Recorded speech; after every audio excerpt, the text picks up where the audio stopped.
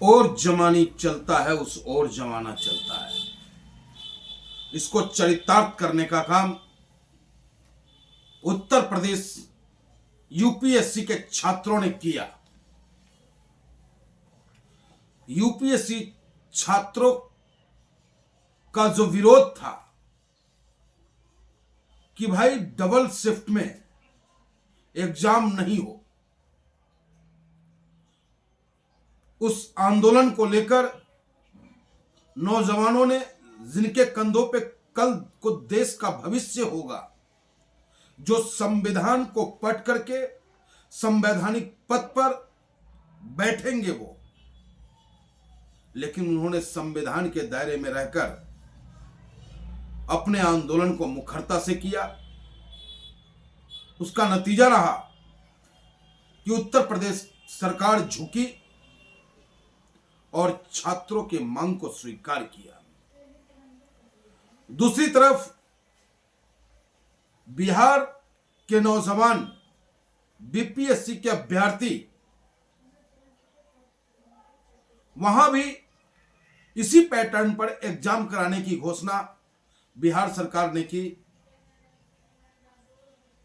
जिसका विरोध आज शुक्रवार को पटना, राजधानी है बिहार का, मजबूत प्रदर्शन करने का काम किया।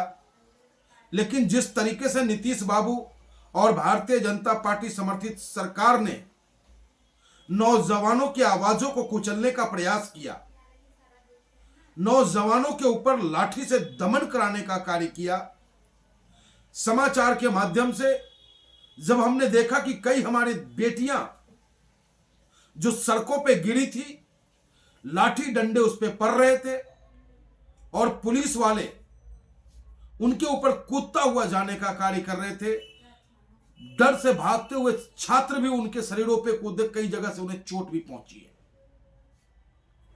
मैं पूछना चाहता हूं, ऑल इंडिया मजलिस-ए-इत्तेहादुल मुस्लिमीन पूछना चाहता है नीतीश बाबू से, क्या यही सुशासन है नीतीश बाबू? क्या इसी तरीके से न्याय मिलेगा? ये पूछता है ऑल इंडिया मजलिस-ए-इत्तेहादुल मुस्लिमीन भारतीय जनता पार्टी से कि जब भी कोई आपसे अपने हक की बात करेगा, क्या आप लाठी से उसे कुचलने का कार्य करोगे?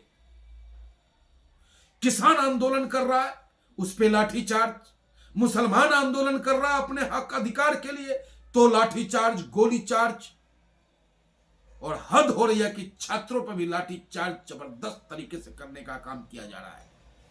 क्या मांग है उन छात्रों की? कोई गलत मांग रखा है उन्होंने? उनकी मांग इतनी सी तो है कि एग्जाम सेम डेट में रखा जाए, एक ही शिफ्ट में एग्जाम हो। लेकिन आप अपने जिद पे अड़े हो। स्वाभाविक है, जो छात्र दिन और रात करके 24 घंटे में 18 घंटे किताब को दिया हो, परिवार, नातेदारी, रिश्तेदारी, शादी ब्याह सबसे दूर रह करके सिर्फ उसने किताब से मोहब्बत किया, किताब से प्यार किया, क्योंकि एग्जाम में उसे अच्छा नंबर लाना है। लेकिन जो पैटर्न आप बना रहे हो कि 2 शिफ्टों में 2 डेटों पे एग्जाम होगा, कुछ छात्रों का अब, कुछ छात्रों का बाद में, क्या खेल है भैया? उनका डर जायज है, उनका डर इसलिए जायज है, हो सकता है पहले शिफ्ट में जो क्वेश्चन आप पूछते हो उसी पैटर्न पर नेक्स्ट टर्म में पूछोगे। हो सकता है पहले टर्म में क्वेश्चन हार्ड हो, नेक्स्ट टर्म में कम हार्ड हो। हो सकता है कि जो ज्यादा पढ़ाई लिखाई जिन्होंने की है, उन्हें डर है कि मार्क्स हमें कम मिले,